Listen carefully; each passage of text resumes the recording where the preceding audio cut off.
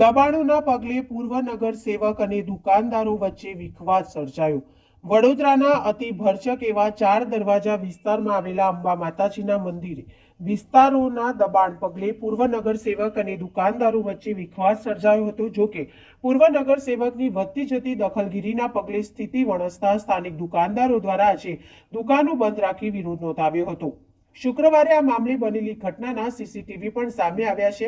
સ્થાનિક ભોગ બનનાર દુકાનદાર પાર્થનો આક્ષેપ છે કે ભાજપના પૂર્વ નગર સેવક મિનેશ શાહ પોતાનું વાહન લઈને વિસ્તારમાંથી પસાર થતા હતા, ત્યારે કેટલાક દુકાનદારો પોતાની દુકાનની બહાર પથારાઓ દબાણો કરતા હતા। સાંકડી ગલીમાં વાહન લઈને જવું પૂર્વ પગલે શા માટે મુશ્કેલ થયું હતું, જેથી મિનેશ અને પાર્થ વચ્ચે બોલાચાલી થઈ હતી, જેથી મામલો તંગ બન્યો હતો, જેને લઈને આજે સ્થાનિક વેપારીઓ દ્વારા દુકાનો બંધ રાખીને પૂર્વ નગર સેવક સામે વિરોધ નોંધાવ્યો હતો। જોકે વિસ્તારના બજારો બંધ થતા ખુદ પૂર્વ નગર સેવક મિનેશ શાહ દોડી આવ્યા હતા અને જણાવ્યું હતું કે વેપારીઓ દુકાનોની બહાર દબાણો કરે છે અને પથારા પણ મૂકે છે, જેથી વાહનને લઈને જવું મુશ્કેલ પડે છે, જે અંગે દુકાનદારોને કહેવા જતા મામલો તંગ બન્યો હતો।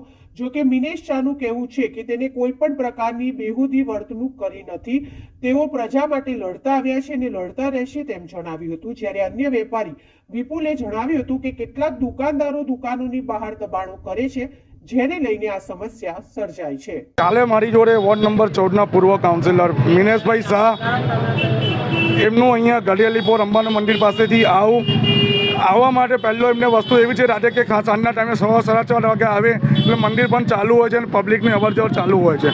નો ડાઉટ આપણે દબાણ કર્યું છે, આપણે ના નથી કહેતા કે દબાણ નથી કર્યું।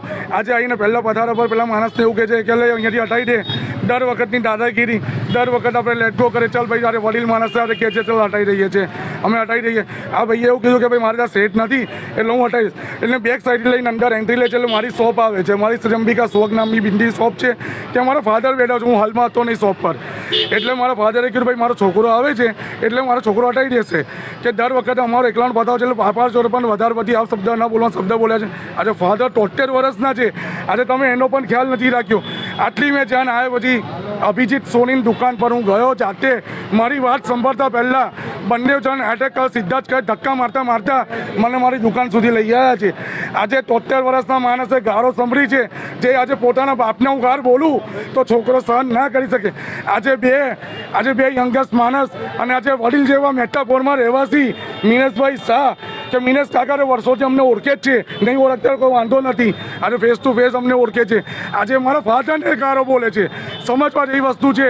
આજે કોર્પોરેટર અને ટૂંકમાં મારું એક જ વસ્તુ કહું, આ ભાજપની છબી બગાડનારી છે વ્યક્તિ છે, દર વખતે કોઈ નાના મોટા કેસમાં આયા જ કરે છે, જેથી કરીને આજે કોઈ પણ તમારી પાસે પોલીસનો પાવર છે, અમારી પાસે પોલીસનો પાવર નથી। અમારી પાસે આ પ્રજા તમે જુઓ છો, આજે પ્રજા મારી જોડે છે, મારા વેપારી મારી જોડે મને પૂરેપૂરો સાથ સરકાર આવ્યો છે। મારો રોજનો આવવાનો દુકાનનો ટાઈમ 8 વાગે, આજે હું 10:30 વાગે આવ્યો, આજે બજાર જોઈને મારા આંખમાંથી આંસુ નીકળી ગયા કે આજે પબ્લિક મારી જોડે છે। બસ હું આજે વાલુભાઈ શુક્લને આવેદન આપવાનો છું અને રૂબરૂમાં મળીશ અને એના માટે જાણ કરવાનો છું। મારી જોડે બધા વેપારી છે, તમે જોઈ શકો જેટલી દુકાન બંધ છે એટલા બધા વેપારી મારી જોડે સપોર્ટમાં છે। મારું નામ પાર્થ દવે।